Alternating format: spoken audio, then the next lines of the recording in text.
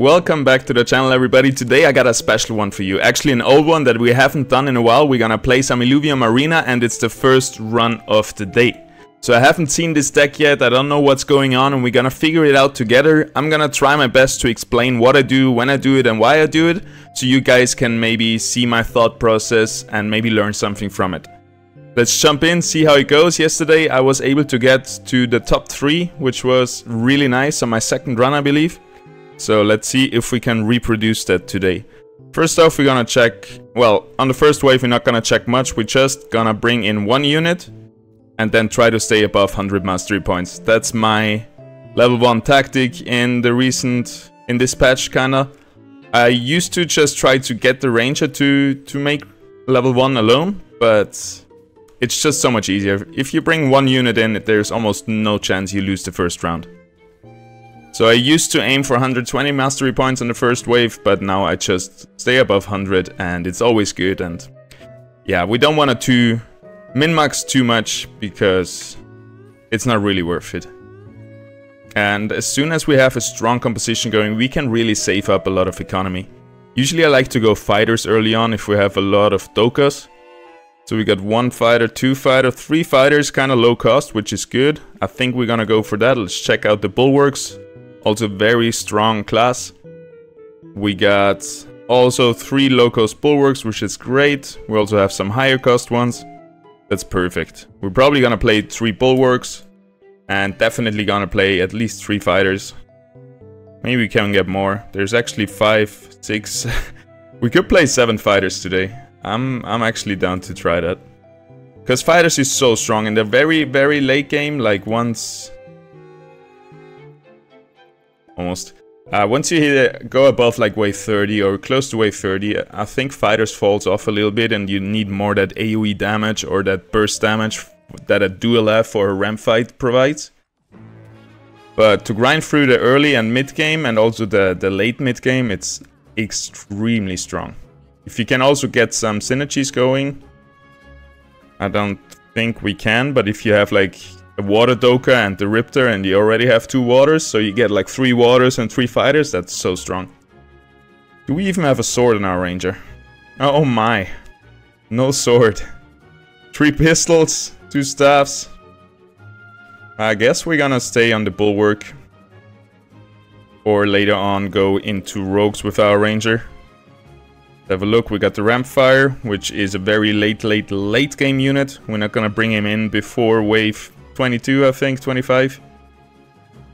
Some other rogues, but nothing too special. Rota right here is a really strong one for the 30 cost, but nothing really for the late game. Let's bring in a unit, just to be sure that we beat this wave. We couldn't equip the armor again, but we should be fine. Usually I want to have 3 fighters by now, but since our ranger cannot be a fighter, it's a little bit delayed. Actually, our Volante right here is going on the Atipo. He's able to burst him down, but I would have preferred if everybody went onto 1 unit. Now we have a disarm on the Volante, but we're all good. Perfect. And now, once we have 3 fighters, we can really stack up some mastery points. And that's when we get our bankroll going. So let's get the other fighters in. See how much they cost. We can also sell the shield on our ranger. Actually, this round is super easy. We just have to kill a lesser fire volante and this case here is doing nothing. He cannot attack. He's just healing.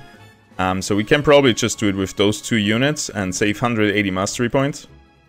Let's try it. Those are the waves where you can really bank up a lot of money when you see a Gazier or a Dual F or some like really high cost unit that you can easily focus down and make useless. Look at that. Their only damage is gone and now it's poor Gazier all alone. Trying to kill us with some water. It's not gonna happen. Perfect. So let's see. We need some fighters. We got the Riptor and the Monkey. Monkey Man. I think that's Kieran, right? Supposed to resemble Kieran. Would also make sense that he's the fighter berserker. Aaron is the Mystic. And what else we got? What's the third fighter? Forgot. Alright. Alrighty, now we got the 3 fighters. We also can finally bring in some armor on our ranger, and there is no problem with this wave.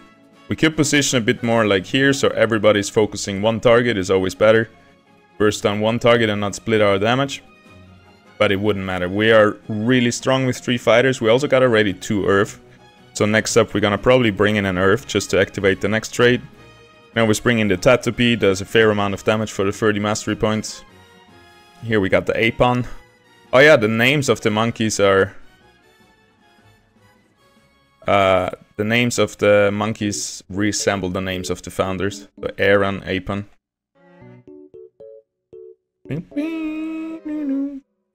That's again such a wave. Rampfire is gonna be an easy target. No way he's gonna cast before we kill him. And that means the enemy team is losing 100 mastery points right off the bat. Which means we can sell all this stuff because it's gonna be a super easy wave. Gonna save up 9 mastery points income with our 180 right here. Look at that. And he's doing nothing. And then we got 2 weak supports. We could have sold even more, but doesn't really matter.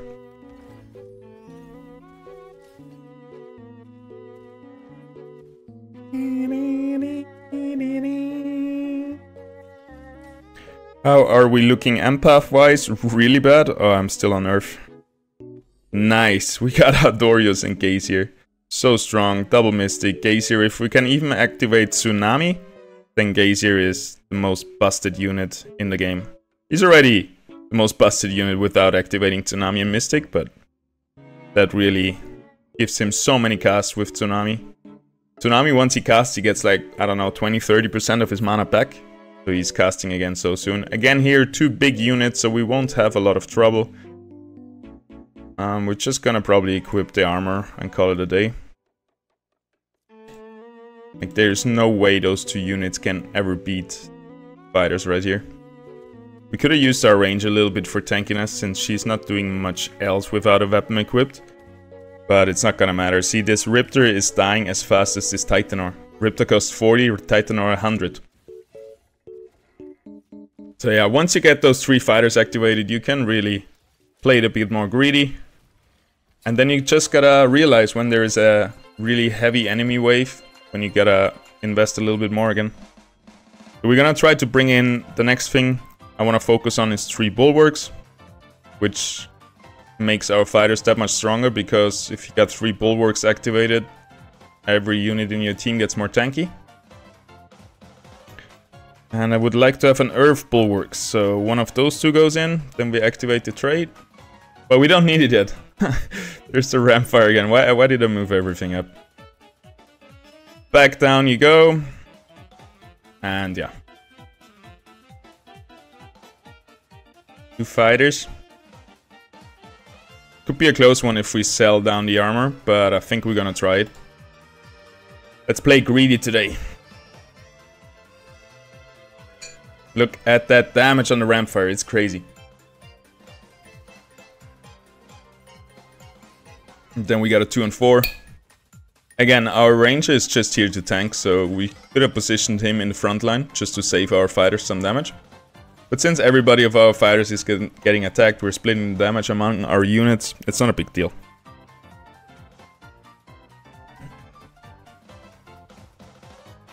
So... we should bring the Stoic Terror links. I got the links right here. I never play it though. But it's such a cool display. Best piece of art in my room. So as you can see here, they got 3 bulwarks activated, which is kind of strong, makes everybody more tanky. We also got a big Vermilia right here who could do a lot of AoE damage to a unit. One way we could keep the Vermilia down here and just put our fighters up there. And yeah, we're gonna bring in the Scarabok. I like to bring in Scarabok on the side, so his Omega can hit the most units. Focus down the Cinch first, because we wanna kill him before he really gets his cast off, which will do a lot of damage to all our melee units, since it's AoE damage. Can bring up our range a little bit, so he maybe pulls over the links. We should be good. There is no armor for 5 mastery points, which is a bummer, but yeah. Could be close though. Maybe we should have brought in a 3rd bulwark just to be safe. This is really greedy right now. So he starts his cast, you can see all our units are ticking down, but now he's dead. But this is gonna be tough. This is gonna be tough. Luckily our damage is split up through all our units a little bit, but the Vermilia cast, if he doesn't cast, which it looks like he won't, then we're good. Then we're good. That could have done a lot of damage. Actually, not even close. The 3 Earth really gives us a lot of resistances already. It gives us Grit and Resolve, which is flat damage reduction.